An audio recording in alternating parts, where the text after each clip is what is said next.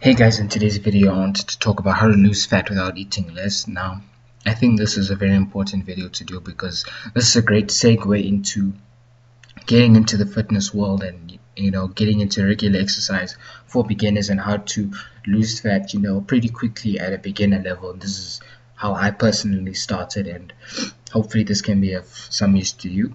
Sorry if I snuffle a bit today, a little bit sick. Alright, so now the facts. The only way to lose weight without eating is that you have to exercise. There's no way around it. It's either you've got to exercise or you got to eat less. Now, eating less can be a little bit more daunting thing because you can start to feel hungry and it may not be the best experience for you. But starting to exercise is a great way to start seeing results pretty quickly, and and then once you start seeing like success, you can be more motivated to start eating less or change your diet in some way so you can lose more fat and then maybe get to your goals and look lean and great as you want. Now, what I mean by exercise, I don't mean you have to go to the gym for 2 to 4 hours every day to work out. It can be as simple as going to the gym 20 minutes 2 or 3 times a week. And now it's 20 minutes, not a lot of time. You can go and get it done easily. You don't even have to go to the gym to do that. You can do it at home or literally anywhere, because the kind of exercises you do don't require any equipment. And HIIT training, which is high intensity interval training, is probably going to be the biggest bang for your buck when you start training as a beginner, because it's going to get you burning a lot of energy, losing a lot of fat very easily at the beginning. Now, HIIT training is simple. It's not very complicated. So basically you have to get your body moving as fast as possible for 30 seconds and then rest for about 2 minutes. These are just numbers I throw in there for a beginner level. It can be going as hard as you can for 1 minute and resting for another minute, but it'll vary depending on your fitness level. So you want to go as hard as you can for however long as you can, and then rest just enough until you can perform that same amount of intensity again without any reduction in performance. Now, if you can't see it already, you're spending a lot of your time resting, and it's probably going to be that 15 to 10 minutes resting, and the rest of the time you actually spend working. So most of the time is really recovering from that intense work. And HIIT training is also very easy because you're spending a lot of your time resting. You're not doing a lot of high intensity work a lot of the time. Now, personally, what I like to do is I like to do HIIT with a friend. So basically, maybe you go out, you race against each other, and you sprint and see who comes first. It gets very competitive. Also, another way to motivate you to push yourself. You can also try swimming. There's lots of exercises that you can use for HIIT. Now, I just listed a couple of examples here: running up the stairs, rowing machines, sprints, burpees, crawler push. If you don't know what a crawler is, it's almost like a sledge that you push, and it's got some weights on it. High jumps, just jumping on a tire or jumping on a ledge and then jumping down, repeating that. Or long jumps, jumping as far as you can continuously. Kettlebell swing. Now, you can also be inventive. You can create new exercises to keep it fun and to keep it exciting. Basically, whatever you need to do, just as long as you're moving as intensely as fast as you can, and then resting and repeating. Now, why doing HIIT works and why you actually don't have to eat less. Right, everyone needs a certain amount of food every day to maintain their weight. Your body processes this food and uses it for energy. Now, this energy is measured in kilocalories or calories. In order to determine the amount of energy you use every day, you can easily go online, just search for a BMR calculator, enter your weight, height, and age, and whatever else. Maybe if you want a more accurate BMR calculation, you can enter in some of your measurements like your waist, your chest, thighs, things like that. And what a BMR calculator is it calculates your basal metabolic rate. So this is your the amount of energy you expend every day without doing any exercise or doing anything very vigorous. This is the amount of energy you require every day on a daily basis just to keep yourself alive, operating your organs, breathing, your heart, simple things like that. Now, another way to do it is that you can take your body weight in pounds and then multiply it by 10. Once you have that number, you multiply it by any number of this range between 1.3 and 2.3. Now this 1.3 and 2.3, that represents your metabolic rate. Now if you notice you've got a slower metabolic rate, you can multiply it by somewhere below 1.7, but if you've got a higher one, you can do it a little bit higher than 1.7. This one also tends to be quite accurate, as you know, it uses your own experience with your own metabolism to get a more accurate BMR. Now once we've gotten your BMR, or your total daily expenditure, we can get into more of the science of it. Now fat is stored energy, and now the stored energy is used for when your body doesn't have enough energy to run itself every day. That is called a caloric deficit. When you have a caloric deficit, you don't have enough energy for your body to keep on operating, so it goes into your fat stores or your energy stores to start using that energy to recover from that energy deficit.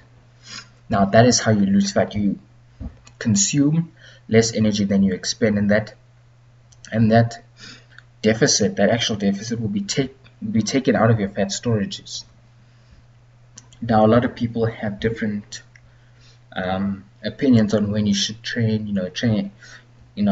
I recently just watched a video by Alpha Male, and he was like, the number one trick to lose fat is, you got to do cardio every day in the morning in your I think it's anaerobic heart rate. I can't remember, or something like that. That, I think, you're only restricting it to do in the morning. Maybe you wake up late, you got to go to work or to school, then you miss out. You're gonna be like, oh my god, I didn't do it in the morning, now I'm gonna gain fat or whatever.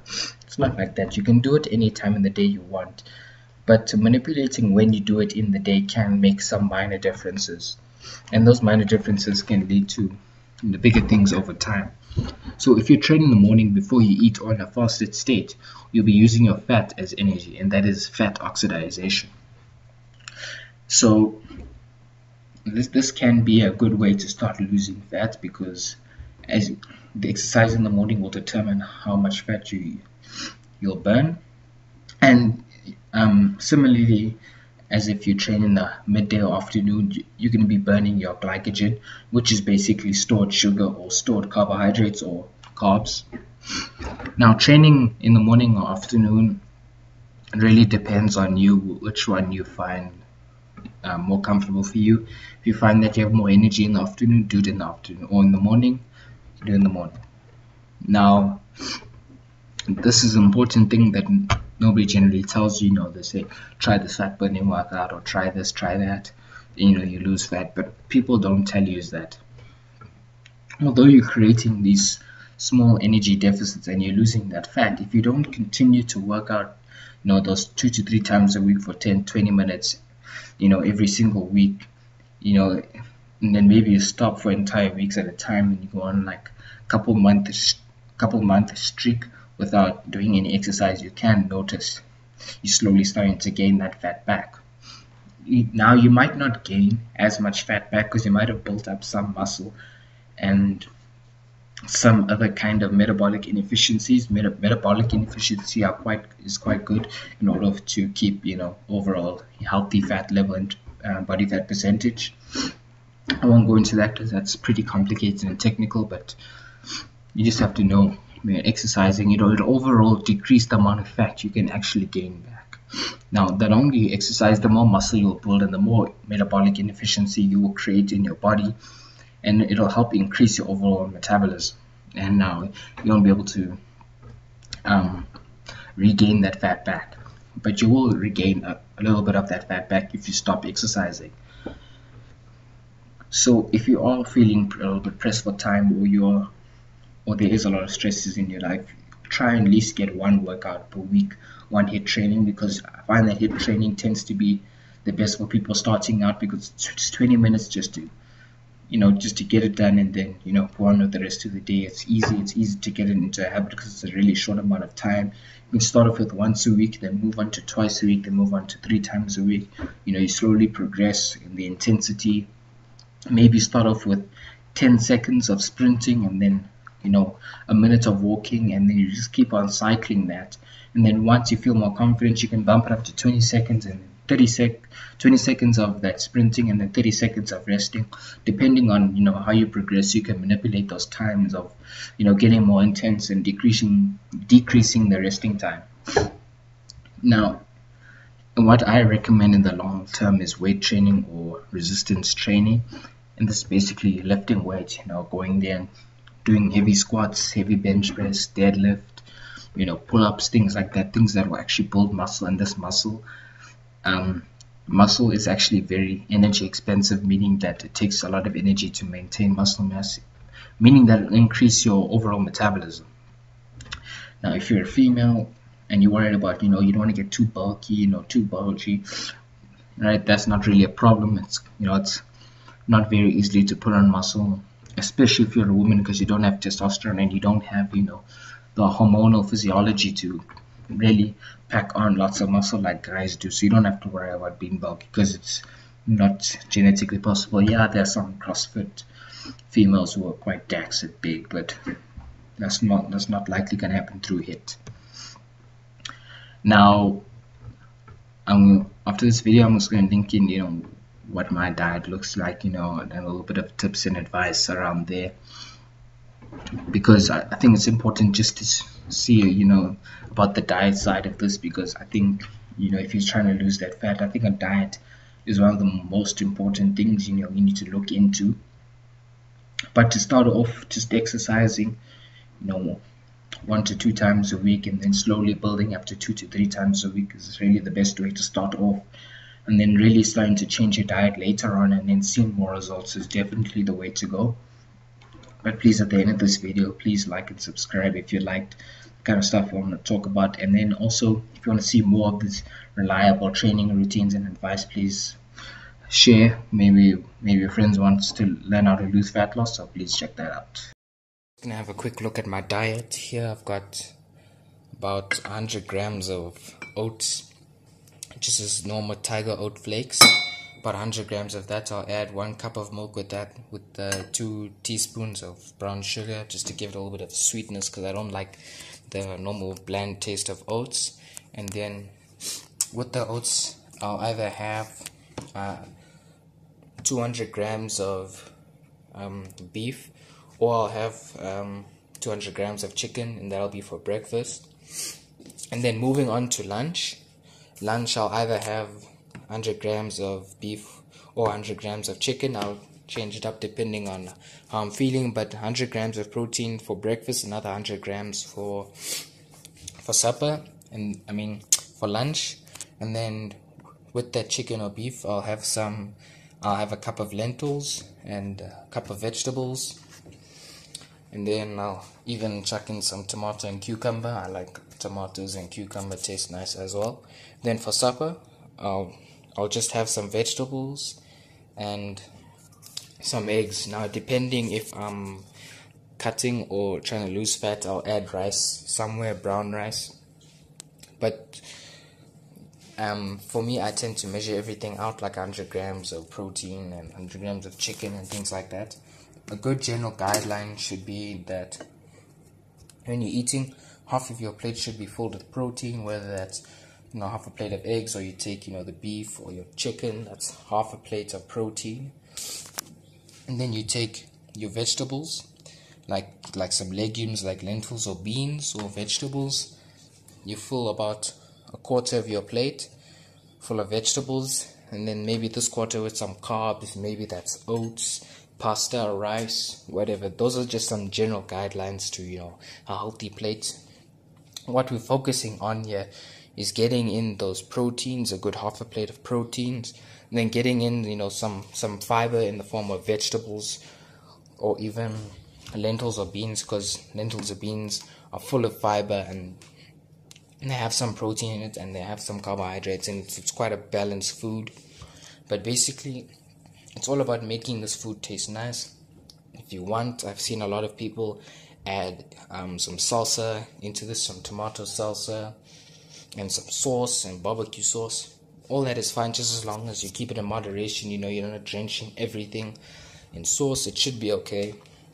And basically, you can get inventive, but basically you want to keep the general guidelines of a quarter of your plate with some general starchy carbohydrates, sweet potato, oats, rice, pasta, and then you have some fibrous vegetables here, like any type of your green veggies like I have over here. Here's some mixed vegetables, or you can have some beans or lentils, legumes, and then half of your plate can be proteins. This can be beef, turkey, chicken, eggs, fish, whatever you think of, just as long as there's not a lot of fat on it. If there's a little bit of fat, that's fine.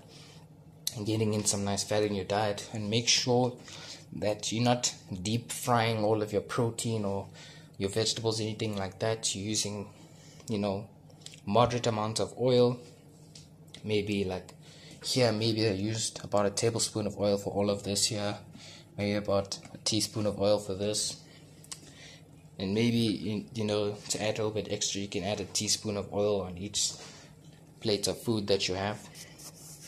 But I hope you guys get a good idea of what's going on in my diet, and I'll be able to lose a lot of fat on this diet. And it's quite a good diet. I enjoy it, but basically you have to design a diet that you feel comfortable with, and that's not too restrictive, and you also need to get in a good amount of proteins, good amount of your carbs being vegetables and legumes and beans, and the rest of it can be sweet potato or whatever. Then every now and then, maybe in your last meal, say you maybe have a craving for ice cream, maybe cut out that sweet potato and that rice and whatever carbs you have on that plate, and maybe go for a scoop of 2 of ice cream. Just as long as you're cutting out some carbs out of some of your meals, then you can maybe indulge in some ice cream or some chocolate or something like that, just as long as you're keeping it moderate, you're not doing it all the time. So I hope you guys learned something useful.